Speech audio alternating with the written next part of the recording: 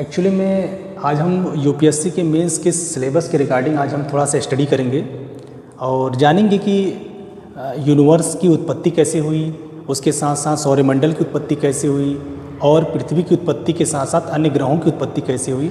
एक एक करके हम थोड़ा थोड़ा इनके बारे में जानकारी इकट्ठा करते हैं। आज ये मेरी पहली क्लास है यूपीएससी के मेंस के रिगार्डिंग। अगर देखा जाए तो मैं आज एक केवल ओवरव्यू दूंगा कि एक्चुअली में यूनिवर्स पहले क्या था, अब क्या है, प्लैनेट्स कैसे बने, सैटेलाइट कैसे बनी और भी बहुत सारी जो एक्टिविटीज़ जो हुई हैं उनके बारे में हम एक एक करके थोड़ा सा, एक बहुत बड़ा भी नहीं और बहुत छोटा भी नहीं, हाँ एक मीडियम में हम एक थोड़ा सा लाइट व्यू में हम लेंगे कि एक्चुअली में चीज़ें कैसे कैसे हुई और आज की डेट में कैसे कैसे क्या हो रहा है।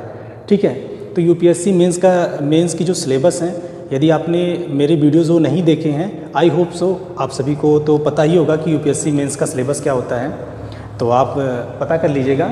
उसी मेंस को ध्यान में रखते हुए ये मैं अपना वीडियो लेक्चर अपलोड कर रहा हूँ, जिसके रिगार्डिंग आज हम सबसे पहले हमें जानेंगे कि ये ओरिजिन ऑफ यूनिवर्स यानी ब्रह्मांड की उत्पत्ति क्या है। थोड़ा इस पर हम जानने का प्रयास करते हैं एक्चुअल में वो है क्या। तो आज से ठीक लगभग मान के चलिए कि 13.7 अरब वर्ष पहले अगर की बात की जाए तो ऐसा माना जाता है कि 13.7 अरब वर्ष पहले न कोई ब्रह्मांड था, ना ही कोई ब्रह्मांडीय पदार्थ था, कुछ भी नहीं था। हालांकि आज की डेट में अगर देखा जाए तो बहुत सारे जो खगोल शास्त्री हैं उनके आपसी मतभेद हैं, वो काफ़ी ज़्यादा विवादास्पद है कि किस चीज़ को सही माना जाए या किस चीज़ को गलत ठहराया जाए। लेकिन आप सभी को पता होगा कि जब कोई हाइपोथेसिस या कोई थियरीज जब कोई प्रिंसिपल जब आता है पूरे ब्रह्मांड में लेकर किसी भी चीज़ को लेकर के, तो उस पर जिस पर्टिकुलर जो प्रिंसिपल होता है उस पर जितने लोगों को ज़्यादा व्यू रहता है, जितने मानने लगते हैं कि नहीं ये सब चीज़ें ठीक है, बिल्कुल ये लगभग उस चीज़ की सही व्याख्या कर रहा है, तो उस चीज़ों को लगभग सही मान लिया जाता है। वही कुछ कहानी, उसी तरह ठीक कहानी हमारे यूनिवर्स को लेकर भी है। बहुत सारे खगोल शास्त्रियों ने अपनी अलग अलग थियरीज दी, अलग अलग हाइपोथेसिस दी, लेकिन उन सब चीज़ों में उतनी ज़्यादा स्पष्टता नहीं देखने को मिलती जितनी ज़्यादा हमारे बिग बैंग की थियरीज़ के बारे में देखने को मिलती है। तो हम आज जानेंगे कि बिग बैंग थियरीज़ क्या है, उस थियरी के अकॉर्डिंग ये जो हमारा यूनिवर्स है ये कैसे था, अब कैसे है और आगे कैसे होगा, उसके साथ क्या होने वाला है, इसके बारे में हम थोड़ा डिस्कस करते हैं। तो चलिए स्टार्ट करते हैं अपने यूनिवर्स के बारे में। तो सबसे पहले बात करेंगे आधुनिक सिद्धांत। हमारा आधुनिक सिद्धांत क्या है? जो मॉडर्न प्रिंसिपल ये कहता है कि 90-20 की बात है, समझिएगा बात को, कि 90-20 की बात है कि जो एक एडविन हब्बल साहब थे ये एक्चुअली में बता रहे थे कि जो ये गैलेक्सीज़ हैं, ये गैलेक्सीज़ आपस में दूर जा रही हैं और ये दूर जाने के साथ साथ क्या हो रहा है, ब्रह्मांड का विस्तार हो रहा है। अब जब ये बात इन्होंने कही तो काफ़ी ये रोचक भी था और जिन लोगों के सामने ये मत प्रस्तुत हुआ उन्हें भी काफ़ी अजीब लगा। लेकिन अब देखिए इन्होंने किस तरह की अपनी थियरीज दी और किस तरह उससे एक्सप्लेन करने की कोशिश की। इनका मानना ये था कि दो गैलेक्सियों के बीच की दूरी हम कैसे ज्ञात कर सकते हैं।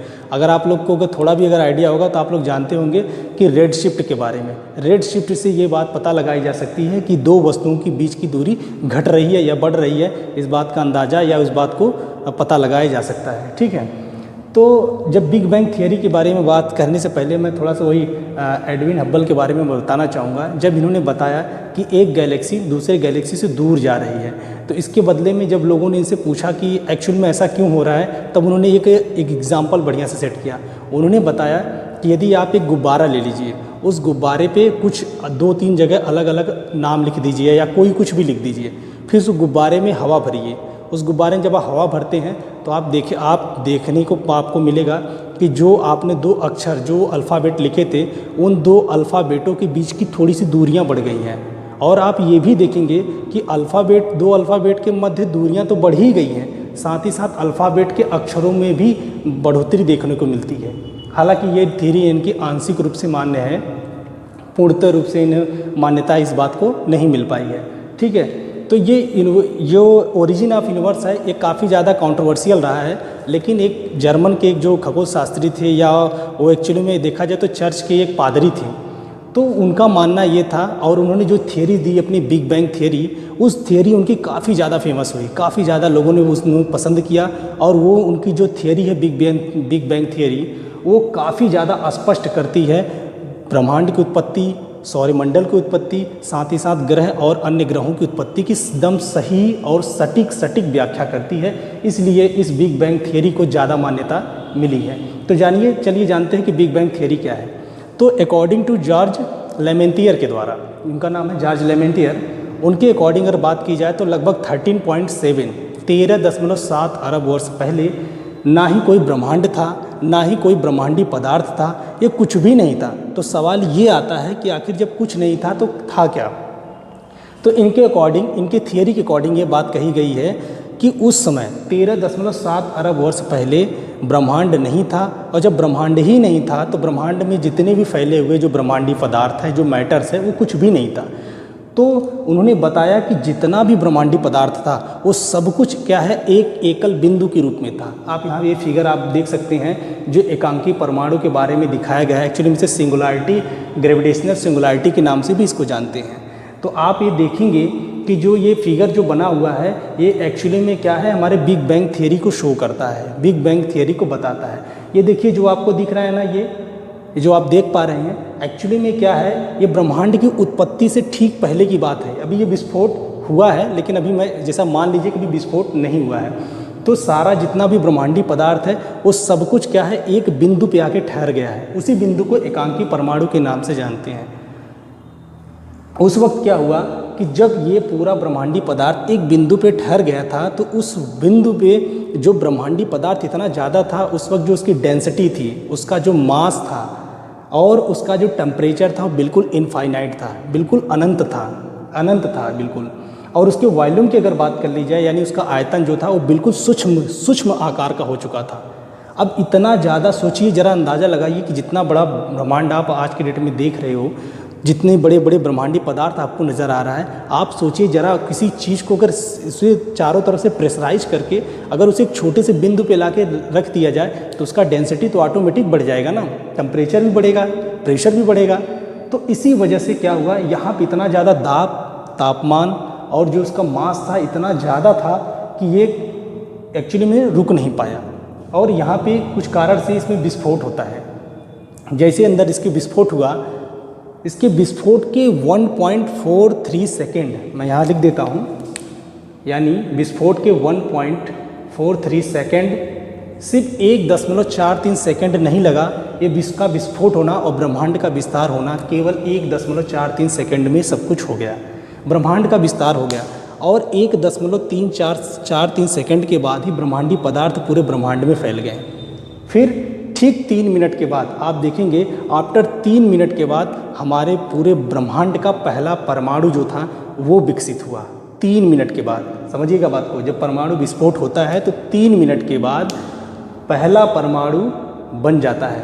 और 1.43 सेकेंड के विस्फोट के बाद हमारे जो आज के डेट में हम जितने भी जो फिजिक्स लॉ पढ़ते हैं, जो स्पेस पढ़ते हैं, टाइम पढ़ते हैं, एक्चुअली में देखा जाए तो ये 1.43 सेकेंड के बाद से ही सब कुछ, हर चीज़ का जन्म हुआ। जैसे टाइम का जन्म 1.43 सेकेंड के बाद ही हुआ। कब? परमाणु जब विस्फोट हुआ, बिग बैंग जब थियरी हुई, परमाणु जब विस्फोट होता है उसके 1.43 सेकेंड के बाद ही टाइम की उत्पत्ति हुई, स्पेस की उत्पत्ति हुई। और जितने भी जो फिजिक्स जो लॉ लगते हैं ना पूरे यूनिवर्स से लेके हर प्लेनेट पे, वो सब कुछ उसी 13.7 अरब वर्ष के बाद से ही प्रारंभ होता है। इसके पहले कुछ भी नहीं था, बात समझिएगा। तो अब टाइम का जन्म हुआ। स्पेस का मतलब क्या होता है? स्पेस का मतलब ये होता है किसी भी दो वस्तुओं के बीच की जो दूरी होती है वही स्पेस होता है।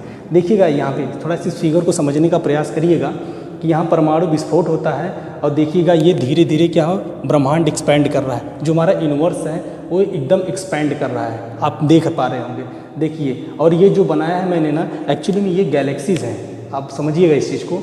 इसको एक्चुअली में गैलेक्सीज़ कहते हैं, गैलेक्सी। अभी मैं समझाऊंगा कि गैलेक्सी क्या होता है। पहले आप ये समझिएगा कि गैलेक्सी है, और देखिए ये एक गैलेक्सी और 2 गैलेक्सी, 3 गैलेक्सी। देखिए प्रत्येक गैलेक्सियों के बीच में एक थोड़ी सी दूरी है, उसी को स्पेस कहते हैं। और जब ये इसकी उत्पत्ति हुई उसी समय टाइम की भी उत्पत्ति हुई। और जितने भी जो फिजिक्स लॉ लगते हैं वो सब कुछ क्या है, इसी समय से प्रारंभ हो जाता है। फिर आफ्टर 3 लाख ईयर्स यानी 3 लाख वर्षों के बाद जो टेम्परेचर था वो लगभग क्या है 4500 केल्विन के आसपास ठहर जाता है, क्योंकि शुरू में जब विस्फोट हुआ तो ब्रह्मांड के विस्तार होने की जो गति थी वो बहुत तीव्र गति से हो रहा था। लेकिन कुछ लाख वर्षों के तत्पश्चात क्या हुआ कि जो ब्रह्मांड की जिस तरह से वो विस्तार कर रहा था वो विस्तार धीरे धीरे क्या हुआ मंद, उसकी गति क्या है धीरे धीरे मंद होती चली गई। इवन दो आज की अगर बात कर लीजिए तो आज भी ब्रह्मांड का विस्तार हो रहा है, तो ये तो एक अलग मुद्दा है, जब कभी आगे उसके बारे में बातचीत होगी तो हम बताएंगे आपको, या आप खुद ही इस चीज़ को आगे पढ़ोगे तो आपको पता चल जाएगा कि ब्रह्मांड का विकास या ब्रह्मांड की जो एक्सपेंड कर रहा है वो आज भी लगातार धीरे धीरे से कर ही रहा है। ठीक है, तो ये बात हो गई स्टार्टिंग टू ऑल मैटर्स। ठीक है, अगर बात कर ली जाए डेंसिटी की, समझिएगा उसकी डेंसिटी इतनी ज़्यादा होने के कारण, इनफाइनाइट होने के कारण ये दबाव इतना ज़्यादा था कि चीज़ें क्या हुई विस्फोट कर गई। ठीक है, आई होप सो आपको यहाँ तक समझ में आया होगा कि 1.43 सेकंड के अंतर्गत क्या क्या चीज़ें हो गई। आप सोचिएगा कि आपको नज़र में लग रहा होगा कि 1.43 सेकंड कुछ नहीं होता, लेकिन सोचिए 1.43 सेकंड के अंदर जितना भी परमाणु पदार्थ था, जितने परमाणु एटम थे, वो सब कुछ एक सघन बिंदु के रूप में था, और जब विस्फोट होता है तो सब कुछ वो क्या है ब्रह्मांड में पूरी तरह फैल जाता है, और जैसे ही पूरे ब्रह्मांड में फैलता है तो एक अलग ही प्रक्रिया शुरू हो जाती है। अब वो प्रक्रिया क्या है एक एक करके थोड़ा सा जानते हैं, समझिएगा। अब बात यहाँ पे कर रहा है बॉर्न ऑफ स्टार्स, यानी तारे का जन्म कैसे हो जाता है, समझिएगा इस चीज़ को। तो तारे का जन्म की अगर मैं बात कर लूँ तो तारे के जन्म की स्थिति एकदम बिल्कुल यहीं से स्टार्ट होती है। जब ये विस्फोट होता है उसी समय क्या है लगभग 5 से 6 अरब वर्ष पहले की बात बता रहा हूँ, 5 से 6 अरब वर्ष पहले की बात है ये, कि जब इसके अंदर जब विस्फोट होता है, विस्फोट के बाद क्या होता है पूरा ब्रह्मांडीय पदार्थ तो फैल चुका था। उसके बाद जितने भी जो तारे थे ये तारे एक्चुअली में बने कैसे, समझिएगा इस चीज़ को। तो उस समय जब विस्फोट हुआ तो हमारे पूरे स्पेस में, हमारे पूरे ब्रह्मांड में हीलियम और हाइड्रोजन गैस की मात्रा सबसे ज़्यादा थी, और जब हीलियम और हाइड्रोजन गैस की मात्रा सबसे ज़्यादा होने के कारण क्या हुआ कि एक्चुअली में देखा जाए तो उन्होंने क्या है बादल का रूप धारण करने लगे। जो आप एक गैलेक्सी देख रहे हो इसी गैलेक्सी की तरह एक बादल बनने लगे, धूल कण और बहुत सारे क्या है हीलियम और हाइड्रोजन की गैस जो थे वो उन्होंने क्या हुआ एक संघनित एक इस तरह आकार का एक क्या करने लगे कि इन्होंने इन पूरे जो बादल बनने लगे, संघनित बादल बनने लगे, किसके हाइड्रोजन और हीलियम के गैस के बादल बनने लगे। और जब ये बादल बनने लगे तो धीरे धीरे क्या हुआ इनका आकार जो पहले एक बार बढ़ा फिर धीरे धीरे चीज़ें कम होने लगी। होने का कारण क्या था, क्योंकि जब विस्फोट होता है, जब हमारा जो बिग बैंग जो थियरी के अकॉर्डिंग बताया जाता है कि जब ये परमाणु विस्फोट होता है, जब ब्रह्मांड की उत्पत्ति होती है, तब उसी समय क्या हुआ जितने भी मैटर्स थे, जितनी भी एनर्जी थी वो एक समान रूप से वितरित नहीं हुई थी कि जितना मैटर है उतनी ही एनर्जी होगी, नहीं, जितना मैटर कुछ और था एनर्जी कुछ और थी, या एनर्जी ज़्यादा थी मैटर कम था, इस तरह से इसका वितरण हो पाया था। तो उसी वजह से क्या हुआ जब ये संघनित बादल का रूप लेने लगे तो क्या हुआ इनके अंदर डिफरेंट क्या होता है एनर्जी और मैटर होने के कारण क्या होता है गुरुत्वाकर्षण बल, यानी जो आकर्षण बल था वो भी डिफरेंट टाइप का हो गया, और धीरे धीरे क्या पदार्थ एक दूसरे के करीब आने लगे, और जब एक दूसरे के करीब आने लगे तो फिर धीरे धीरे क्या हुआ ये क्या संघनित होने लगे, और जब संघनित होने लगे तो एक एटम दूसरे एटम से टकराने के फलस्वरूप क्या हुआ चीज़ें कि उनके अंदर प्रकाश उत्पन्न होने लगा, और प्रकाश उत्पन्न होने लगा तो उससे क्या हुआ तारों का निर्माण हो गया। समझिएगा हीलियम और हाइड्रोजन से ही सब चीज़ें होता है, लेकिन अभी आगे इसके थोड़ा सा आप जानेंगे कि चीज़ें कैसे हो रही हैं। तो अब क्या हुआ कि जब ये तारे जब यहाँ पे गैलेक्सीज इस तरह से बनने लगी तो गैलेक्सीज के अंदर तारे बहुत सारे जन्म लेने लगे, और वो तारों का निर्माण ऐसे हो जाता है कि बहुत सारे जो पदार्थ जब होते हैं, जब ब्रह्मांडीय पदार्थ एक दूसरे के समीप आने लगते हैं, क्योंकि डिफरेंट टाइप के क्या है गुरुत्वाकर्षण बल हो गए थे, क्योंकि उनका देखा जाए तो उनके जो क्या एनर्जी और मास बिल्कुल डिफरेंट थे। तो इस प्रकार से क्या हुआ है जो बॉर्न ऑफ स्टार्स यानी जो तारे का जन्म होना शुरू हो जाता है। देखिएगा आगे जब इस तरह से होने लगता है तो फिर एक समय ऐसा आता है कि सारे जो गैलेक्सी में अगर आप देखिएगा तो गैलेक्सी के किनारे किनारे आप देखेंगे तो यहाँ तारे क्या हुआ इसकी भुजाओं की अंदर की तरफ, जो नए तारे होते हैं इसकी भुजाओं के अंदर की तरफ होते हैं, इस तरह नए तारों का निर्माण हो जाता है। अब आप थोड़ा सा आगे उसके बारे में पढ़ेंगे तारों के बारे में तो आपको पता चलेगा कि तारों की जो प्रकाश का स्रोत क्या होता है, तारों में इतनी एनर्जी आती कहाँ से है। आप बचपन से पढ़ते आए होंगे कि आपको ये भी पता होगा कि सूर्य एक तारा है, लेकिन आपको ये नहीं पता होगा कि जो अन्य तारे हैं वो भी सूर्य के ही तरह हैं, परंतु हमारे सौरमंडल से इतनी ज़्यादा दूर होते हैं कि वो हमें दिखाई देते हैं, पर उनका प्रकाश और उनका ताप हम महसूस नहीं कर पाते। ठीक है, तो हम थोड़ा तारों के बारे में बात करते हैं कि उनके पास एनर्जी का ये सोर्स कहाँ से आया, ये कैसे हुआ। ठीक है, तो एक्चुअली में अगर देखा जाए जो तारे के अंदर बड़ी मात्रा में क्या हीलियम था, हाइड्रोजन है। ठीक है, तो उसमें जब हीलियम, याद रखिएगा हाइड्रोजन के किसी भी नाभिक की बात हो रही है वहाँ पे कि हाइड्रोजन का, प्रत्येक हाइड्रोजन के जब परस्पर 4 नाभिक टूट करके या जुड़ करके हीलियम के एक नाभिक का निर्माण करते हैं, तब जा कर के क्या होता है, उस परिस्थिति में, उस प्रक्रिया में बड़ी मात्रा में क्या एनर्जी रिलीज होती है, और वही एनर्जी को हम कहते हैं नाभिकीय संलयन कहा जाता है, यानी न्यूक्लियर फ्यूजन के नाम से जाना जाता है। समझिएगा बात को।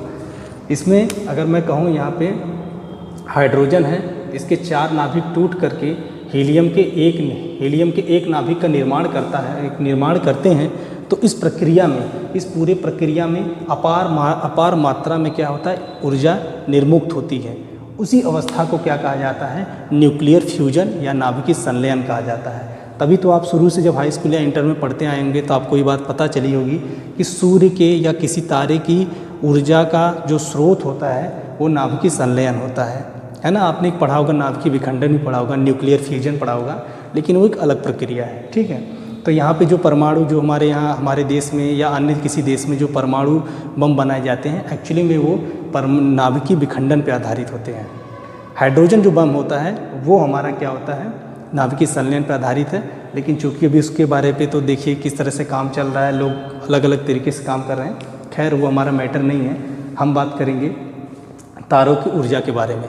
तो तारों की ऊर्जा के बारे में अब हमने समझ लिया है कि एक्चुअली में तारे के अंदर अपार ऊर्जा का स्रोत क्या है। मैं फिर एक बार से एक्सप्लेन थोड़ा सा कर दूं कि तारे के अंदर अपार ऊर्जा का स्रोत का सिर्फ एक कारण है कि हाइड्रोजन का हीलियम में परिवर्तित होना। जब हाइड्रोजन के परस्पर 4 नाभिक टूट करके एक हीलियम के नाभिक का निर्माण करते हैं तो वो आपका क्या कहलाता है, नाभिकीय संलयन कहलाता है। यही तारे की अपार ऊर्जा का स्रोत है। ठीक है, अब आप थोड़ा सा ये जानने की कोशिश करेंगे कि जैसे देखिए एक बात और आप जानिए कि जो तारा जितना बड़ा होता है ना, उसकी जीने की अवधि उतनी ही कम होती है। ठीक है, और किसी तारे में जब आपको कभी देखिए इस तरह का प्रीलिम्स में क्वेश्चन भी आपको बन के मिलेगा कि मतलब कौन सा रंग ऊष्मा का परिचायक होता है, तो याद रखिए जो नीला रंग होता है ना वो ऊष्मा का परिचायक होता है। जैसे सबसे ज़्यादा हम कैसे जानेंगे कि किसी तारे में सबसे ज़्यादा कोई तारा नया है या किसी तारे के अंदर बहुत अधिक एनर्जी है या वो बहुत ज़्यादा ताप उत्पन्न कर रहा है, ये बात हम कैसे जानेंगे। तो ये बात एक्चुअली में रंगों पे आधारित की गई है। जैसे जो ब्लू रंग होता है ना, ब्लू रंग जब कोई नए तारे की उत्पत्ति होती है तो उसका रंग एकदम नीला होता है। अगर थोड़ा भी आइडिया होगा, अगर आप लोग घर पे खाना बनाते होंगे तो आपके घर में जो LPG गैस इस्तेमाल की जाती है, आप देखिएगा कि जब नया सिलेंडर आप भरा के लेके आते हैं, नया सिलेंडर लाते हो, घर में लगाते हो, तो जब आप ये रेगुलेटर स्टार्ट करते हो और जब उस पर पिंच करते हो तो यकीन देखिए जब उसमें जो फ्लेम्स निकलती है ना वो देखिए बिल्कुल ब्लू रंग से निकलती है। देखिएगा तो बिल्कुल ब्लू रंग से निकलती है। इसका मतलब होता है जो ब्लू रंग वो इसमें दिखाई देता है वो ऊष्मा का परिचायक होता है। मतलब वो ये दिखा रहा है कि हमारे अंदर एनर्जी बहुत ज़्यादा है। तो जो नीला रंग होता है वो ऊष्मा का परिचायक होता है। उसके बाद जैसे जैसे उसकी एनर्जी कम होती जाएगी तो क्या होता है, ताप का भी रंग बदलता चला जाता है। जैसे अभी क्या है, ब्लू रंग आप यहाँ पे देख पाएंगे कि जो ब्लू रंग होता है वो हमेशा क्या होता है, ज़्यादा ताप उत्पन्न करता है। उसके बाद चीज़ें क्या होती हैं, वाइट रंग में दिखाई देता है। मतलब जब ताप और अधिक कम हो जाएगा तो आपको वाइट रंग में दिखने लगेगा। फिर और भी तापमान कम होगा तो आपको क्या है, येलो कलर में दिखाई देगा आपको। फिर उसके बाद और तापमान कम होगा तो आपको रेड कलर से दिखाई देगा। तो याद एक बात और समझिएगा इस चीज़ को कि जो ब्लू रंग होता है, यहाँ समझिएगा, जो ब्लू रंग होता है वो तापमान को, अत्यधिक तापमान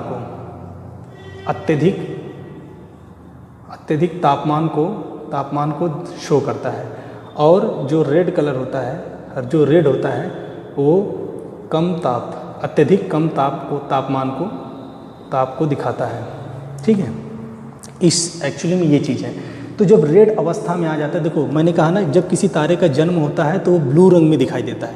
ब्लू रंग से एक्चुअली में उस पर उसका जो फ्लेम्स निकलता है या उससे जो रोशनी प्रकाश और जो ताप निकलता है वो ब्लू रंग से निकलता है। लेकिन जब उसकी धीरे धीरे अवस्थाएं बदलती जाती हैं, इस पूरे ब्रह्मांड में जो भी वस्तु जन्म लेती है उसकी मृत्यु निश्चित है, बस उसके भौतिक संरचना पे, उस वस्तु के जो आउटर जो बनावट है उसकी जो भौतिक संरचना है वो किस प्रकार से है, ये इस बात पे निर्भर करता है कि वह वस्तु ब्रह्मांड में कितने दिन तक जीवित रहेगी, है ना। तो ये जो तारा है इसकी भी एक अवधि है ना। जो तारा जब जन्म लेता है, नया तारा होता है तो खूब तेज़ी से जलता है, खूब प्रकाश उत्पन्न करता है, खूब ताप उत्पन्न करता है। लेकिन कुछ समय के बाद धीरे धीरे इसके प्रकाश और ताप में दोनों में कमी आने लगती है। तो ये क्राइटेरिया होता है, धीरे धीरे जैसे वो कम होता चला जाएगा, उसका जो रंग होता है वो बदलता चला जाएगा। अब जब रेड कलर पे जब आता है तो इसका मतलब समझ लिया जाता है कि अब तारे का जो अवधि है लगभग ख़त्म हो चुकी है। उसके अंदर जो प्रकाश है, जो तापमान है, जो ताप है वो धीरे धीरे कम होने लगा है, काफ़ी हद तक कम हो गया है। मतलब वो तारा मृत्यु को प्राप्त होने वाला है, ऐसा माना जाता है। जैसे आप अपने घर में देखिएगा, जैसे अभी मैंने एक एग्जांपल बताया कि जब आप घर में नया सिलेंडर लेके आते हो तो जब उसको फ्लेम्स को ऑन करते हो, जब फ्लेम्स आपको दिखाई देती ब्लू रंग से दिखाई देती है। लेकिन जब वो तारा जब ख़त्म होने वाला होगा, जो आपका जो सिलेंडर है जब वो ख़त्म होने वाला होगा तो देखिएगा आपको पीला पीला सा या फिर लाल कलर से आपको फ्लेम्स उसकी दिखाई देगी कि रेड कलर से दिखाई दे रहा है या फिर येलो कलर का दिखाई दे रहा है। तो आप इस बात समझ जाते हैं कि अरे सिलेंडर तो ख़त्म होने वाला है। तो ये सारी चीज़ें हैं, ठीक है। तो ये तारों की उत्पत्ति के बारे में बात कही गई है कि तारों के अंदर का प्रकाश का स्रोत क्या है, ये सारी चीज़ें आप आई थिंक आपको समझ में आ चुकी होगी। अब देखिए जब चौथी अवस्था इसकी आती है, जब ये लाल अवस्था में पहुंचता है तो उसी तारे के अंदर एक बात कही गई है रेड जायंट के बारे में। रेड जायंट जो तारे की चौथी अवस्था होती है, या मैं कहूँ उसकी अपनी मृत्यु की अवस्था में उसे बोल सकता हूँ। देखिए जब तारा चौथी अवस्था में पहुँचता है, जब वो लाल रंग से दिखाई देता है, लाल रंग का जब दिखाई देता है तो उसका जो आउटर एरिया होता है, तारे का आउटर एरिया, अगर मैं यहाँ बात कर लूँ तो जो तारा होता है वो बिल्कुल उसका आउटर एरिया बढ़ने लगता है, एकदम बिल्कुल उसका जो आउटर किनारा होता है इतना तेज़ी से बढ़ने लगता है। बढ़ते बढ़ते हर वस्तु की एक सीमा होती है ना, उसकी खींचने की एक सीमा होती है। अब वो क्या है, तारा खींचते खींचते धीरे धीरे बड़ा होने लगता है, उसका आउटर एरिया खिंचाव होने लगता है। लेकिन एक समय के बाद क्या होकर के उसके अंदर एक विस्फोट हो जाता है। जब कहते हैं एक लिमिटेड ही चीज़ें आप खींच सकते हैं, तो उसके अंदर एक लिमिटेड चीज़ ही क्या होती है, एक्सपेंड हो सकती है। रेड जायंट की बात कर रहा हूँ। जब तारा चौथी अवस्था में होता है तो एक अवस्था के बाद खींचते करने के बाद वो क्या होता है, उसके अंदर विस्फोट हो जाता है और उसी विस्फोट को सुपरनोवा विस्फोट के नाम से जानते हैं। समझिएगा बात को, उसको क्या है, सुपरनोवा विस्फोट के बारे में जानते हैं। तो जब ये घटना घटती है तो उसको सुपरनोवा विस्फोट कहते हैं। और जब सुपरनोवा विस्फोट होता है तो उस तारे के जो पदार्थ होते हैं वो क्या होता है, पूरे ब्रह्मांड में फैलने लगते हैं। समझिएगा इस चीज़ को। जब उसके तारे के जो द्रव्यमान होते हैं वो टूट के बिखरने लगते हैं, तो उसी तारे के जो टूटा हुआ द्रव्यमान होता है तो उसको कंपेयर कराते हैं। यानी देखो यहाँ मैंने लिखा है कि white dwarf, black dwarf, red giant के अवशेष जब इतने से कम होते हैं। अभी आप बात ये नहीं समझ पाओगे, जब मैं एक्सप्लेन करूँगा तो आप बखूबी समझ पाएंगे कि मैं क्या कहना चाहता हूँ। मैंने यहाँ लिखा है कि जो रेड जायंट होता है एक्चुअली में क्या होता है, जब तारा लाल अवस्था में पहुँचता है तो उसका आउटर किनारा बढ़ने लगता है और बढ़ते बढ़ते एक सीमा के जाने तक वो क्या होता है, विस्फोट हो जाता है। और उसी अवस्था को सुपरनोवा विस्फोट के नाम से जानते हैं। और जैसे ही विस्फोट होगा तो तारे के द्रव्यमान के अवशेष का सूर्य के द्रव्यमान के अवशेष का 1.44 गुना कम हो।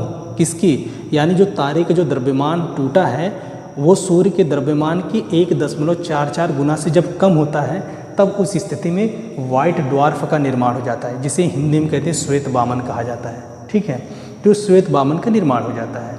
फिर उस श्वेत बामन के निर्माण के होने के बाद अब यदि वो तारा यानी वाइट ड्वार्फ तारा और अधिक ठंडा होता है तो वो ब्लैक हो जाता है, जिसे ब्लैक ड्वार्फ के नाम से जानते हैं। ये तो पहली कंडीशन थी। बट दूसरी कंडीशन क्या कहती है कि यदि जो टूटा हुआ तारा था यानी सुपरनोवा विस्फोट के बाद जो टूटे हुए तारे का द्रव्यमान सूर्य के द्रव्यमान का 1.44 गुना से ज़्यादा हो जाए, तब उस स्थिति में जो तारे का जो द्रव्यमान होता है उसे न्यूट्रॉन तारा या उसे पल्सर तारा कहा जाता है। आई होप सो आपको समझ में आ गया होगा कि न्यूट्रॉन तारा, पल्सर तारा किसे कहते हैं। ये स्टेटमेंट में क्वेश्चन आपको देखने को मिल सकते हैं यूपीएससी की प्रीलिम्स में या फिर अन्य एग्ज़ाम के प्रीलिम्स में ये क्वेश्चन आपको देखने को मिल सकता है बिल्कुल। और याद रखिएगा 1.44 गुना जो है इसे चंद्रशेखर सीमा भी कहते हैं, क्योंकि सुब्रमण्यम जो चंद्रशेखर जी थे उन्होंने इसकी सबसे पहले खोज की थी, उन्होंने इसके बारे में बताया था, इसीलिए इस 1.44 गुना जो है इसे चंद्रशेखर सीमा भी कहते हैं। ठीक है, तो अब देखिए इसमें ब्लैक होल भी मैंने यहाँ पे दर्शाया है। तो याद रखिए जब न्यूट्रॉन तारा या पल्सर तारा जब ये बनता है, जब तारे का द्रव्यमान सूर्य के द्रव्यमान का 1.44 गुना जब कम होता है, ज़्यादा हो जाता है, उस स्थिति में क्या होता है, न्यूट्रॉन तारा या पल्सर तारा बन जाता है। और जब ये तारा बनता है तो अचानक से क्या होता है, इसका जो आयतन होता है वो बिल्कुल सिकुड़ने लगता है, इतना ज़्यादा सिंक होता है, सिंक होता ही जाता है, लगातार सिंक होगा। और इतना ज़्यादा सिंक होने के बाद तत्पश्चात क्या होता है, जो पूरा मैटर होता है वो एक बिंदु पे आके रुक जाता है, एक बिंदु पे आके ठहर जाता है। वो इस प्रकार से, आप समझिएगा, वो इस प्रकार से एक बिंदु पे आके ठहर जाता है और इसी को बोला गया है, क्या कहा जाता है, ब्लैक होल कहा जाता है। समझिएगा बात को, इसी को ब्लैक होल कहते हैं। और ब्लैक होल आप समझिएगा, हो सकता है आपको पता हो, नहीं पता हो तो मैं आज थोड़ा सा आपको बता देना चाहता हूँ कि जो ब्लैक होल होता है जब पूरा मैटर एक बिंदु पे आके ठहर जाता है, समझिएगा इसे कृष्ण छिद्रिका भी कहते हैं। ठीक है, इसे चंद्रशेखर जी ने ही बताया था, जो हमारे भारत के हैं, इन्होंने इनको बताया था, इसे कृष्ण छिद्रिका कहते हैं। यहाँ पे समझिए कि कोई प्रकाश यहाँ से गुजरेगा तो प्रकाश इसको पार मतलब इसके पास से होकर नहीं जा सकता, इसी में इसको आके समा जाता है इसमें। आप समझिएगा कि यहाँ पे गुरुत्वाकर्षण बल इतना ज़्यादा होता है, इतना ज़्यादा गुरुत्वाकर्षण बल होता है कि कोई प्रकाश यहाँ से इसके पास से होकर गुजर नहीं सकता। अगर आपको नहीं पता हो तो मैं एग्जांपल आपको यहाँ से थोड़ा सा बता देना चाहता हूँ। आप समझिएगा कि ये मान लीजिए कोई टॉर्च है, मान लीजिए एक टॉर्च है ये,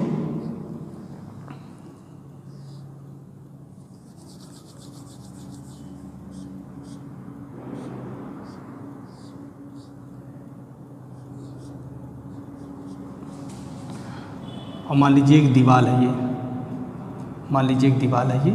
अब इसका प्रकाश आप जनरली क्या देखते हो कि इसका प्रकाश निकलता है तो बिल्कुल सीधा, इसे किसी भी वस्तु को प्रकाश की चाल तो आपको सभी को पता है, प्रकाश बिल्कुल सीधा हिट करता है, उसका बोल सकते हो उसका वेग इतना ज़्यादा होता है कि वो कहीं मुड़ता नहीं, वो सीधा क्या हिट करता है। जिस वस्तु पे आप जैसे दीवार पर अगर लाइट चलाना चाहते हो तो सीधा दीवार पे हिट करेगा वो प्रकाश। लेकिन मान लीजिए कि बीच में है कहीं गुरुत्वाकर्षण बल है, मान लीजिए कि बीच में कहीं ये क्या नाम है, ब्लैक होल है, ये ब्लैक होल है, और यहाँ से जब प्रकाश गुजरेगा ना तो ये समझिएगा प्रकाश ही बिल्कुल आके मुड़ जाएगा, इतनी ताकत रखता है। आप सोचिए कि हमारे पृथ्वी पे जबकि इतना गुरुत्वाकर्षण बल है, इसके बावजूद भी हर वस्तु को जब हम ऊपर उछालते हैं तो वह वस्तु क्या होता है, एक समय की कुछ समय के बाद वो नीचे आकर टकरा ही जाती है पृथ्वी से।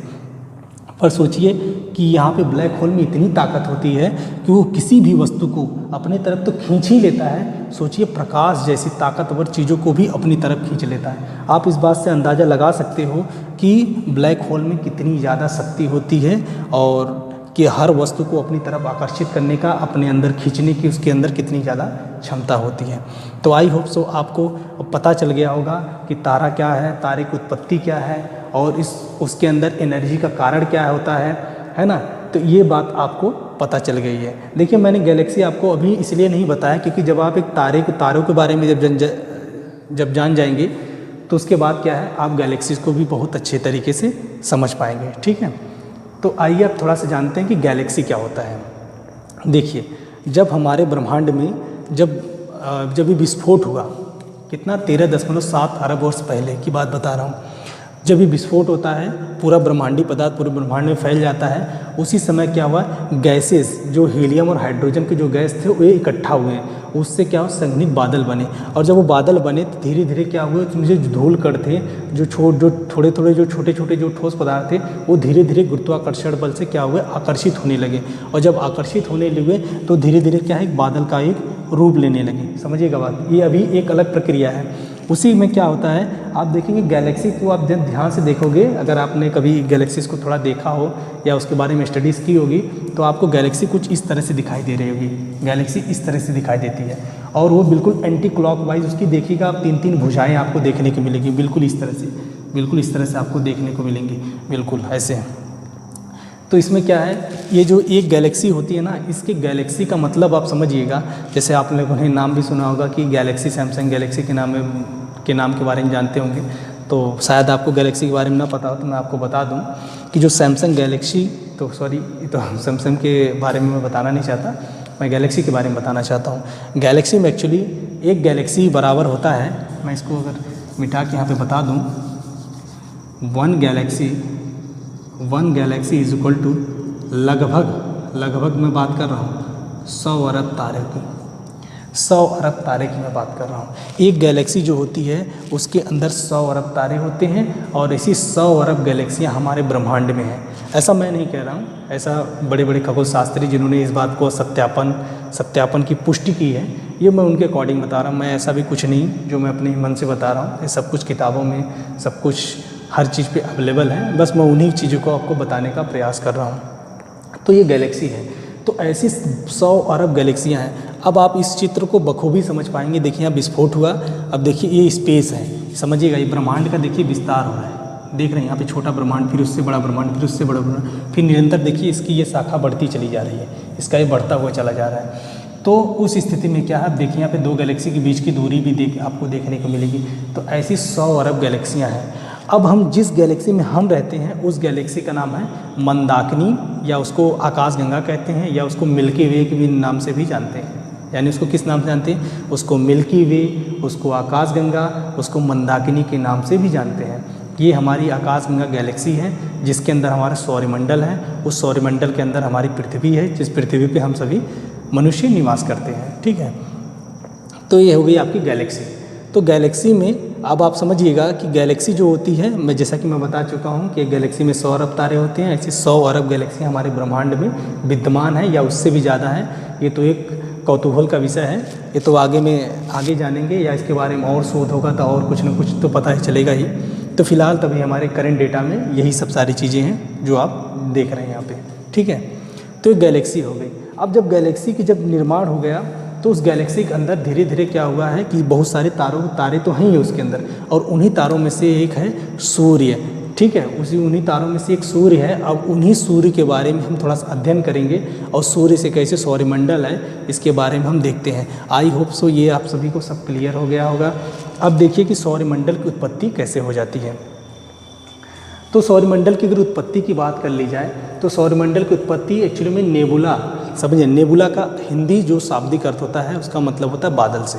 ठीक है, तो जो नेबुला को सौरमंडल का जनक कहा जाता है, यानी जो सौरमंडल की उत्पत्ति हुई है वो नेबुला के आधार पे ही हुई है। अब नेबुला को समझिएगा, जब ये विस्फोट हुआ तब उसमें बहुत सारे हीलियम संघनित हुए, और संघनित होने के तत्पश्चात क्या हुआ है कि वो उसके अंदर आकाशगंगा गैलेक्सी के अंदर तारे तो हैं ही हैं, उन्हीं तारों में से एक सूर्य है, समझिएगा। तो उसी क्या है नेबुला को, अगर नेबुला की अगर मैं बात कर लूँ बादल के अंदर, तो उसमें क्या हुआ कि धीरे धीरे क्या हुआ वो संघनित होने लगे। जब वो चीज़ें जब संघनित होने लगी धीरे धीरे, तब एक ऐसा वक्त आया कि कोई ब्रह्मांडी पदार्थ, जैसे मान लीजिए कि ये चारों तरफ ये घूम रहा है, ये बिल्कुल इस तरह हमारे नेबुला है, ये आकाश है, समझिएगा, ये पूरा गैसी बादल है, ये गैसी बादल है। और उसी समय ऐसा बताया जाता है कि कोई ब्रह्मांडी पदार्थ जो लगभग दूसरा, इसे बोलते द्वैत तारा के नाम से भी जानते हैं इस थियरी को, कि कोई एक तारा इसके समीप से गुजरा, और जब कोई वस्तु बहुत तीव्र गति से किसी वस्तु के पास से गुजरती है तो वह बगल वाली वस्तु के अंदर थोड़ी गति पैदा कर देती है, या उससे थोड़ा सा अगर टकराव हो जाए तो दूसरी वाली वस्तु भी पहले वाली वस्तु के सापेक्ष में थोड़ी गति कर जाती है। अब कितना गति करेगी ये तो टक्कर के ऊपर निर्भर करता है। ठीक है, तो ये क्या हुआ, ये जो गैसीय बादल थे ये आपस में क्या इस तरह से घूमने लगे। जब ये घूमने लगे तो धीरे धीरे क्या हुआ, इनके जो बाहरी किनारा था वो धीरे धीरे केंद्र की तरफ करीब आने लगे, और जैसे जैसे वे केंद्र की तरफ आने लगे तो फिर क्या हुआ, इनका जो सेंटर था, जो क्रोड था, समझिएगा उस बात को, उस पर भार पड़ने लगा, और अपना एंगुलर मोमेंटम संभाल न पाने के कारण क्या हुआ, ये बीच से ही टूट गया।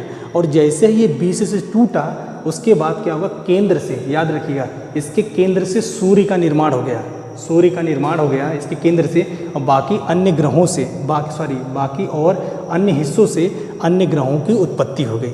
आई होप सो आपको ये बात पता चल गई होगी कि सूर्य की उत्पत्ति कहाँ हुई, क्योंकि वो जो नेबुला था, जो गैसेस के जो बादल थे, हीलियम हाइड्रोजन के जो बादल थे, उनके क्या होगा, जब वो संघनित होकर एक बादल का रूप लेते हैं तो बगल से कोई दूसरा तारा जो उतना ही बड़ा था गैसों से भरा, वो जब इसके पास से गुजरता है तो इसके अंदर और तेज़ से गति होने लगती है। जब तेज़ से और गति प्रारंभ हो जाती है तो उसके अंदर क्या होता है, उसका बाहरी हिस्सा सिकुड़ करके केंद्र की तरफ आने लगता है, धीरे धीरे वो वस्तु सिकुड़ने लगती है और वो वस्तु क्या है, वो वही गैसीय बादल सिकुड़ने लगते हैं। इसके केंद्र पे प्रभाव पड़ता है, अपने एंगुलर मोमेंटम के कारण ये चीज़ों को संभाल नहीं पाता और न संभाल पाने की वजह से क्या होता है, बीच से टूट जाता है।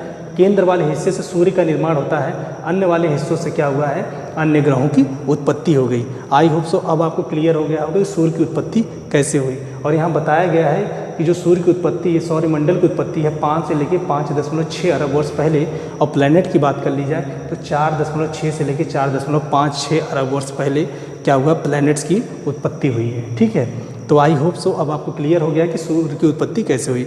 अब हम जानते हैं थोड़ा प्लैनेट्स के बारे में, थोड़ा सूर्य के बारे में, थोड़ा सा उसके बारे में आगे थोड़ा जानने का प्रयास करते हैं। अब जैसा कि मैं आपको बता चुका हूँ कि जो सूर्य भी एक क्या है, तारा है। तो सूर्य के अंदर अपार ऊर्जा होने का सबसे बड़ा कारण क्या है, तो आई होप सो अब आपको पता है, मुझे बताने की ज़रूरत नहीं है कि इसके अंदर भी वही हाइड्रोजन से हीलियम में परिवर्तित हो रहा है। इसी वजह से जब ये प्रक्रिया जब स्टार्ट होती है और ये तब तक चलती रहेगी जब तक पूरा हाइड्रोजन हीलियम में परिवर्तित न हो जाए, और जिस दिन ऐसा हो जाएगा उस दिन क्या हुआ, सूर्य के से जो प्रकाश और जो ताप निकल रहा है बिल्कुल शिथिल पड़ जाएगा, बिल्कुल रुक जाएगा, क्योंकि पूरी तरह हाइड्रोजन जो है हीलियम में परिवर्तित हो जाएगा। लेकिन फिलहाल हमें भी चिंता करने की कोई आवश्यकता नहीं है क्योंकि अभी बहुत लंबा वक्त है। ठीक है, तो देखिएगा, तो ये सूर्य का निर्माण हो गया। अब सूर्य के जब निर्माण हो गया तो थोड़ा उसके आगे बारे में चलते हैं कि अन्य ग्रहों की उत्पत्ति कैसे हो गई। अन्य ग्रहों की उत्पत्ति क्योंकि इसके जो बाहरी वाले जो हिस्से थे उनसे टूट करके क्या हुआ, अन्य ग्रहों की उत्पत्ति हो गई। अब देखिएगा, अब हमारे सौरमंडल की अगर मैं बात कर लूँ, हमारे सौरमंडल में आपको पता होगा कि 8 ग्रह हैं, एक सूर्य है और उसके अंदर क्षुद्र पट्टिकाएँ हैं, कॉमेट्स वगैरह हैं, धूल कण हैं, गैसेज हैं, वो नेचुरल सैटेलाइट हैं, ऐसे बहुत सारे जो मैटर हैं उन सब से मिल करके हमारा क्या सौरमंडल बना है। और उसी सौरमंडल के अंतर्गत आज हम पढ़ेंगे अन्य ग्रहों के बारे में कि, और आप देखेंगे कि ग्रह पे वाले थोड़ा सा बात कर लेते हैं कि चीज़ें क्या हैं। जैसे देखिएगा, जब सूर्य से समझिएगा, ये सूर्य से जो करीब के जो 4 ग्रह हैं, जैसे मरकरी, वीनस, अर्थ और मार्स, हिंदी में अगर बात कर ली जाए तो बुध, शुक्र, पृथ्वी, मंगल, और उसके जो बाहर के, अगर मैं बाहर के जो ग्रहों की बात कर लूँ तो उसे बोलते हैं जुपिटर, सैटर्न, यूरेनस और नेपच्यून। ठीक है, इसे हिंदी में बोल सकते हैं बृहस्पति, शनि, अरुण और वरुण। ये हमारे 8 ग्रह हो गए। तो आज हम इनके बारे में थोड़ा अपने सौरमंडल के बारे में जानते हैं कि हमारा सौरमंडल में क्या सीन है, सौरमंडल में क्या क्या प्रोसेस हैं, कैसे कैसे क्या है काम है, थोड़ा सा एक ओवरव्यू ले लेते हैं। जैसे आपको एक बात मैं बता दूं, अच्छा कभी आपने ये सोचा है कि सारे ग्रह सूर्य का ही चक्कर क्यों लगाते हैं, या फिर और सारे ग्रह के साथ साथ जो इसमें जो क्षुद्र पट्टिका है वो भी सूर्य का ही चक्कर क्यों लगाते हैं, ये बाहर क्यों नहीं चले जाते हैं। जैसे मैं आपको यहाँ पे एक चीज़ दिखा देना चाहता हूँ, आप थोड़ा सा देखिएगा इस चीज़ को।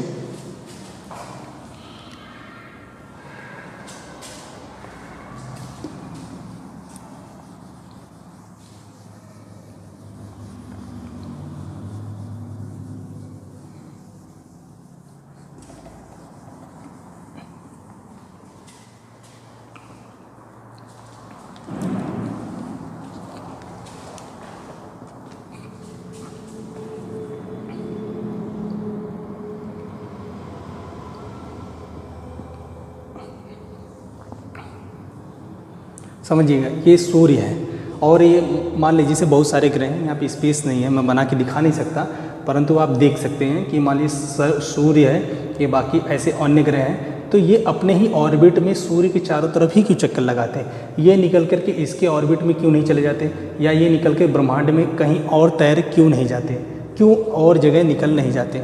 तो इसके पीछे कारण है। अगर आप फिजिक्स अगर जानते होंगे तो फिजिक्स के अंदर आपने पढ़ा होगा, एक आपने पढ़ा होगा आवश्यक अविकेंद्र बल पढ़ा होगा और एक अपकेंद्र बल पढ़ा होगा। आप समझिए कि क्या होता है, जैसे सूर्य क्या है इस वस्तु पे, अभी हम इतना डिस्कस नहीं करेंगे क्योंकि हम फिजिक्स यहाँ पे नहीं पढ़ा रहे हैं, लेकिन एक आपको ओवरव्यू दे देता हूँ कि ऐसा क्यों होता है। समझिएगा, ये जो सूर्य है ये क्या है, प्रत्येक वस्तु के अंदर, क्योंकि इसके अंदर इतनी एनर्जी है, ये प्रत्येक वस्तु को अपनी तरफ आकर्षित करने का प्रयास करता है। ठीक है, उसमें क्या है कि ये सारे ग्रहों को अपनी तरफ खींचने का प्रयास करता है, यानी ये गुरुत्वाकर्षण बल आरोपित करता है इसके ऊपर।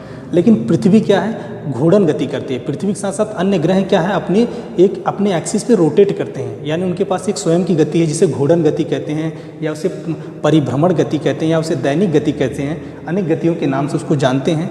तो अपने ही एक्सिस पे घूमने के कारण क्या होता है, उनके पास एक बाहर निकलने की, बाहर से मानो ऐसा लगता है कि उनको कोई चीज़ बाहर से खींच रहा है।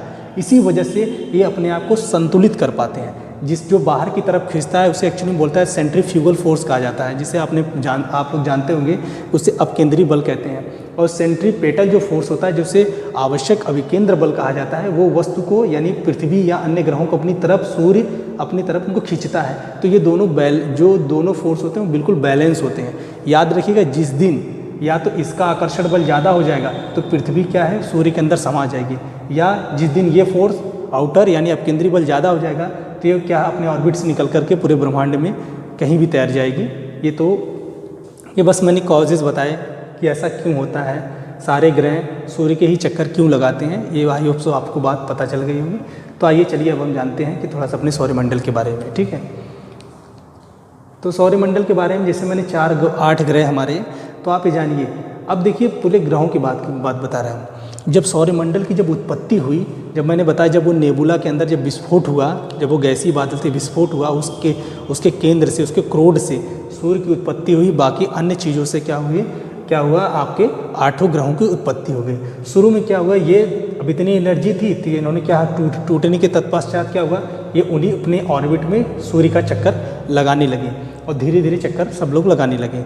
अब क्या हुआ, आपको पता होगा कि जो चारों ग्रह हैं, समझिएगा, ये जो चारों ग्रह हैं इसको आंतरिक ग्रह कहते हैं, या उसको पार्थिव ग्रह कहते हैं, या उसको भारी ग्रहों के नाम से उसको जानते हैं। ऐसा इसलिए इसको आंतरिक कहा जाता है क्योंकि ये जो आपको डॉट आपको दिखाई दे रहा है, एक्चुअली में इसे क्षुद्र पट्टिका कहते हैं। समझिएगा, एस्टेरॉयड बेल्ट से कहा जाता है, क्षुद्र पट्टिका के नाम से इसको जानते हैं। और ये क्षुद्र पट्टिका 2 ग्रहों के बीच में है, इधर मार्स यानी मंगल, इधर जुपिटर यानी बृहस्पति के बीच में। इन 2 ग्रहों के बीच में क्या है, क्षुद्र पट्टिका पाई जाती है। और इन्हीं क्षुद्र पट्टिकाओं के बीच में जो इन 2 ग्रहों के बीच में जो क्षुद्र पट्टिका पाई जाती है, एक्चुअली में ये निर्धारण करती है कि 4 ग्रह बाहर के हैं और 4 ग्रह अंदर के हैं। इसीलिए इनको आंतरिक ग्रह कहते हैं, पार्थिव ग्रह कहते हैं। इनको भारी ग्रह इसलिए कहा जाता है क्योंकि बिल्कुल ये ठोस होते हैं, ये गैसों से नहीं बने हैं, इनका घनत्व तो ज़्यादा होता है।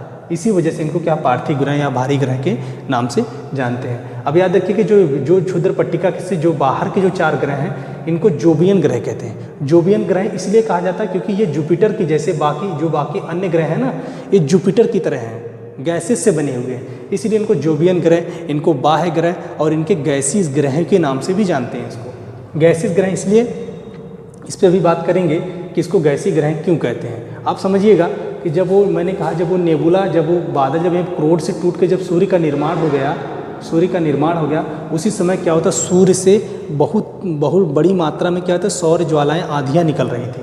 और इवन दो आज भी निकलती हैं, रह के निकलती रहती हैं, जिसे सूर्य कलंक कहा जाता है, सौर्य कलंक कहा जाता है।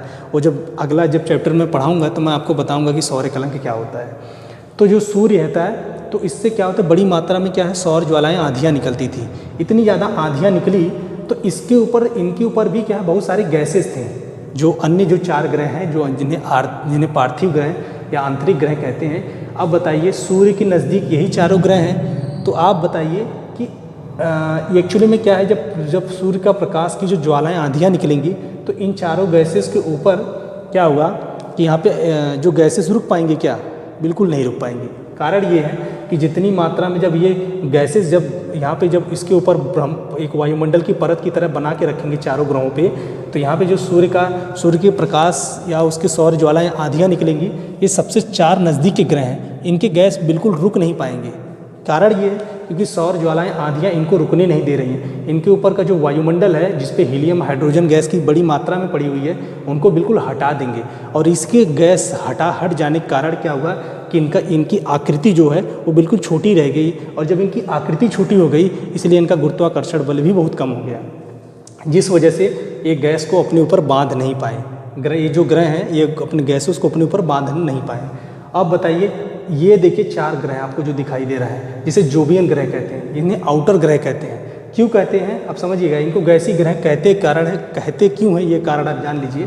क्योंकि सौर ज्वालाएँ आंधियाँ, अब बताइए कि जैसे मान लीजिए कोई फ़ैन रख लीजिए और वहाँ पे बहुत सारे क्या है, धीरे धीरे कागज़ के टुकड़े रख लीजिए और फ़ैन, एक फर्राटा फ़ैन लगाइए और लाइन से आप 8 मेज पर कागज़ के टुकड़े रखिए बिल्कुल, आप फ़ैन चलाइए। देखिए आप जो शुरू की जो जितने नज़दीक वाले जो टेबल पे जो कागज़ के टुकड़े पड़े होंगे वो बहुत जल्दी से उड़ जाएंगे, परंतु हो सकता है दूर वाले ग्रह पे जो दूर वाले जो कागज़ के टुकड़े वो उड़े नहीं। कारण ये है क्योंकि वो बहुत दूर हैं, वहाँ तक इसका प्रभाव बहुत कम पहुँच पा रहा है। इसी वजह से जो गैसेस वगैरह थी इसके ऊपर क्या है, रह गई, इसीलिए इनको गैसेस ग्रह कहते हैं। और इन्हीं गैसेस ग्रहों पे आपने ध्यान से देखा होगा तो ये आपको इस तरह के छल्ले दिखाई देते होंगे। एक्चुअली में ये गैसेस, धूल कण और गैसेस के छल्ले हैं, इन्हें एक्चुअली में वलय कहते हैं। समझिएगा बात को, इसे वलय कहते हैं, जो डिस्क नुमा होती हैं। आपको सैटर्न पे दिखेगा, जुपिटर पे दिखाई देगा, इनकी अच्छी खासी मात्रा में इनके क्या है, छल्ले पाए जाते हैं। तो आई होप सो आपको पता चल गया होगा कि जुपिटर यानी जोवियन ग्रह किसे कहते हैं, पार्थिव ग्रह किसे कहते हैं, या और उनके बीच में क्षुद्र पट्टिका क्या है। ये क्षुद्र पट्टिका वही है जैसे आप कोई बड़े से पत्थर को जब तोड़ते हैं तो, या कोई पत्थर को डिज़ाइन कर रहे होते हैं तो जब उस पत्थर को आप डिज़ाइन करेंगे, देखिए छोटे छोटे जो पत्थर के टुकड़े टूट के निकल जाते हैं, जो यूजलेस होते हैं, उनसे कोई लेना देना नहीं होता है। उसी प्रकार जब सूर्य का निर्माण होता है, बाकी अन्य ग्रहों का निर्माण हुआ, तो उसमें जो छोटे छोटे जो क्या पत्थर के जो टुकड़े जो बिल्कुल छोटे छोटे हो गए, जो ग्रह का निर्माण नहीं कर पाए, वो क्या हुआ, बिल्कुल इसी परिधि में क्या है, घूमने लगे। इसी क्या है, इनका एक ऑर्बिट है, उसी चीज़ को पूरी तरह क्या कहते हैं, क्षुद्र पट्टिका कहा जाता है। ठीक है, तो ये वही है जो छोटे छोटे पत्थर के टुकड़े हैं। आई होप सो अब आपको क्लियर हो गया सौरमंडल के बारे में, जिन्हें पार्थिव ग्रह किसे कहते हैं, जोवियन ग्रह किसे कहते हैं, ये आपको सबको क्लियर हो गया होगा। ठीक है, आगे एक लाइन लिखी कि अगस्त 2006 में अंतर्राष्ट्रीय खगोलकीय संगठन ने 2003 UB313 तथा प्लूटो को बौने ग्रह घोषित कर दिए गए। बौना ग्रह इन्हें इसलिए घोषित कर दिया कि क्योंकि ये एक दूसरे, ये जो प्लूटो ग्रह था, एक तो ये दूर का ग्रह, ऊपर से दूसरे ग्रहों की क्या है, कक्षाओं को काटने लगा था, दूसरे ऑर्बिट को क्या करें, काटने लगा था। इस वजह से इसे बौना ग्रह की श्रेणी में रख दिया गया था। आई होप सो अब आपको ये बात क्लियर हो गई होगी। आगे थोड़ा सा बात करते हैं मून के बारे में, थोड़ा क्या है हमारे चंद्रमा के बारे में। जो हमारा चंद्रमा है एक्चुअली में ये हमारे पृथ्वी का एकमात्र क्या है, प्राकृतिक उपग्रह है। ठीक है, तो इसके बारे में 1838 में जॉर्ज डार्विन ने इसे बताया था कि जो चंद्रमा की उत्पत्ति एक्चुअली में कैसे हो गई। एक्चुअली में ये जो जॉर्ज डार्विन साहब है, ये बताना चाहते हैं कि जो मून है एक्चुअली में ये पृथ्वी से एक डंबल के आकार का, आप ध्यान से देखोगे, एक डंबल के आकार का कुछ इस तरह से जुड़ा हुआ था, एक डंबल के आकार सा, बीच में किनारे पे नैरो था, बीच में क्या भारी था।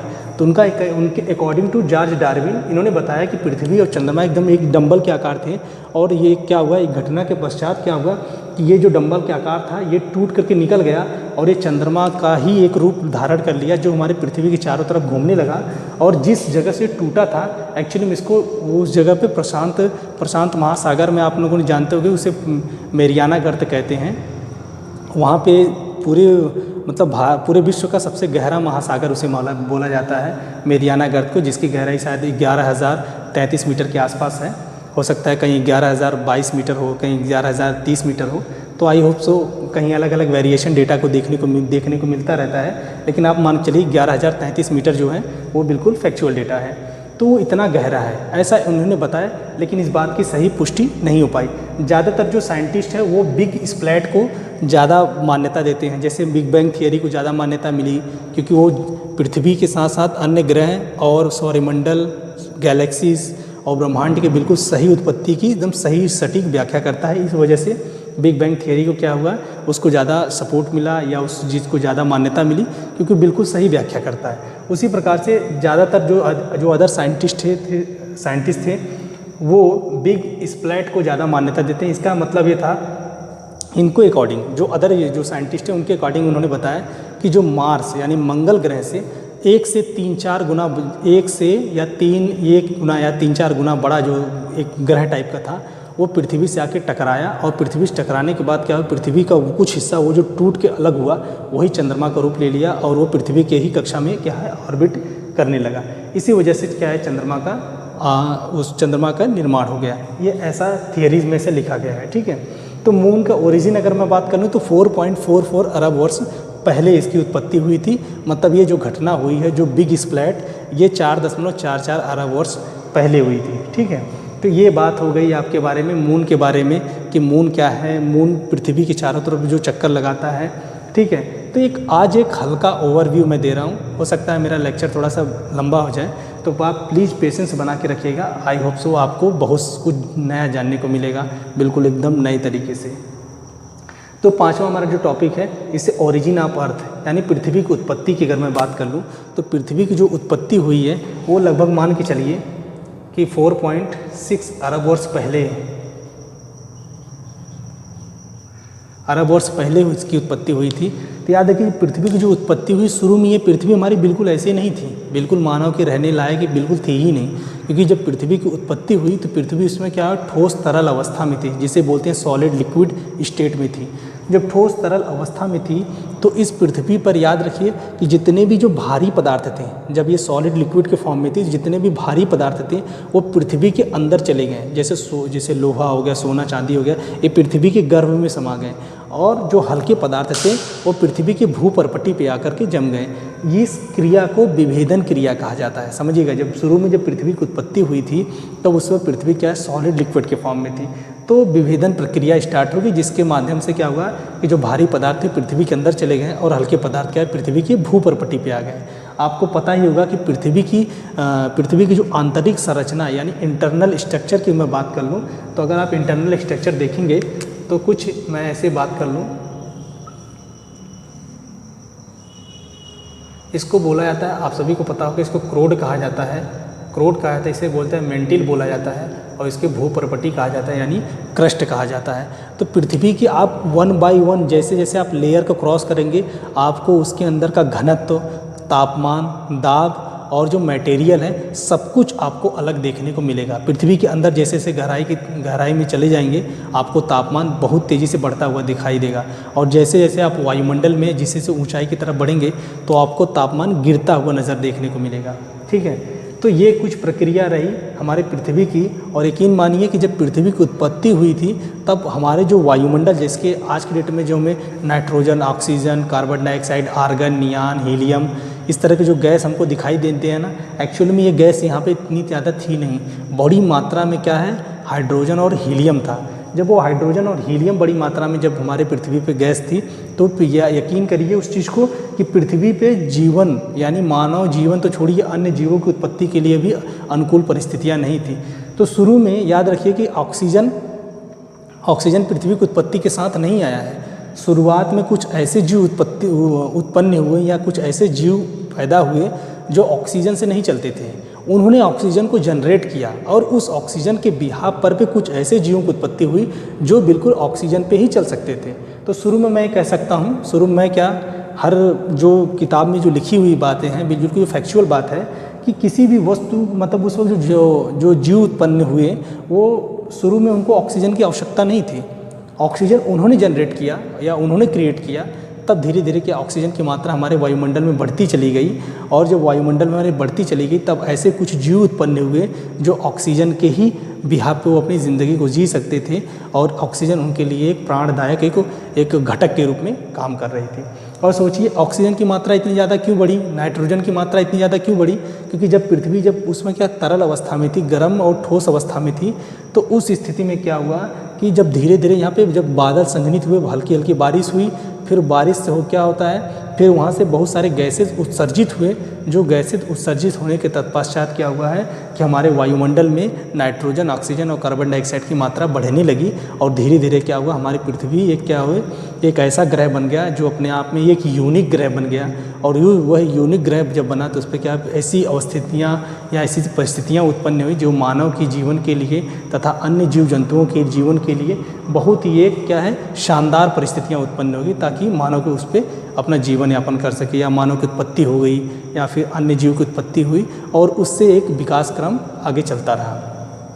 तो ये हमारा ओरिजिन ऑफ अर्थ रहा। हाँ, एक चीज़ मैं और आपको बताना चाहता हूँ, जैसे गोल्डी जोन 2016 में एक आया हुआ क्वेश्चन था जिसे गोल्डी जोन कहा जाता है कि गोल्डी जोन क्या है।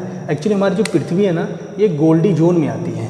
ये जो हमारी पृथ्वी है गोल्डी जोन में आती है। मतलब गोल्डी जोन कहने का ये मतलब है कि पृथ्वी आज के डेट में ऐसी स्थिति में खड़ी है जहाँ पे सूर्य का बिल्कुल पर्याप्त मात्रा में रोशनी प्राप्त करती है, और ना ही और रोशनी तो प्राप्त करती है और बहुत पर्याप्त मात्रा में से बिल्कुल फिट जगह पे है। मतलब जितना इसको सूर्य का प्रकाश चाहिए उतना प्राप्त करता है, जितना नहीं चाहिए उतना प्राप्त नहीं हो पाता। ठीक है, अगर पृथ्वी अपनी जगह थोड़ा सा बदल दे, यानी थोड़ा आगे बढ़ जाए, तो इस पर तापमान इतना ज़्यादा बढ़ जाएगा कि ये पृथ्वी रहने लायक नहीं रहेगी। या पृथ्वी ये थोड़ा सा पीछे हट जाए, यानी जहाँ मार्स है उसके करीब चली जाए, तो यहाँ पे तापमान की मात्रा इतनी ज़्यादा कम पड़ जाएगी, और जिस वजह से ये क्या पृथ्वी हमारी पूरी लगभग काफ़ी ज़्यादा ठंडी हो जाएगी, जो किसी भी जीव जंतुओं के रहने के लिए अनुकूल परिस्थितियाँ नहीं रह जाएंगी। इस वजह से हमारी पृथ्वी क्या कहा जाता है, गोल्डी जोन में कहा जाता है। ऐसा माना जाता है कि एक वक्त था कि जब मार्स ग्रह भी गोल्डी जोन में हुआ करता था। ऐसा लोग अभी रिसर्च कर रहे हैं, वहाँ पर बात की जा रही है, लेकिन ऐसा माना जाता है कि ये भी गोल्डी जोन में था। लेकिन अब क्या हुआ है कि गोल्डी जोन में नहीं रह गया, क्योंकि ये क्या है, पृथ्वी से काफ़ी दूर है और सूर्य का प्रकाश पर्याप्त मात्रा में यहाँ नहीं पहुँच पाता, और काफ़ी ठंडा, काफ़ी यहाँ का जो तापमान है बहुत डिफरेंट टाइप का है। तो ये रहा आपका आज पूरा मैंने जो डिस्कस किया। आई होप सो आप सभी को क्लियर हुआ होगा कि सारी चीज़ें क्या हैं। आज मैंने एक ओवरव्यू लिया है, और इसके बाद मैं एक एक करके, जैसे अभी हमारा जो मॉडर्न जो प्रिंसिपल है और भी जितनी भी सारी जो चीज़ें मैंने आज डिस्कस की है, एक्चुअली मैं इन पे एक एक अलग अलग वीडियो बनाऊंगा जो अपने आप में एक यूनिक होगा। तो आई होप सो आपको पूरी तरह हर चीज़ समझ में आई होगी। और अगर आपको कोई प्रॉब्लम हुई है या फिर आपको लगा कि कोई चीज़ मैंने एक्सप्लेन करने में थोड़ा सा मैंने उस चीज़ को कम एक्सप्लेन किया है, तो आप कमेंट सेक्शन में ज़रूर उसको कमेंट करिएगा। आई विल ट्राई कि मैं नेक्स्ट वीडियो में उसे बिल्कुल अच्छे तरह से उसे एक्सप्लेन करके आप सभी को बता सकूं। ठीक है, तो ये आज सारी चीज़ें आपकी जो कंप्लीट हो गई हैं, तो हम मिलते हैं नेक्स्ट वीडियो में। ठीक है, ओके, थैंक यू।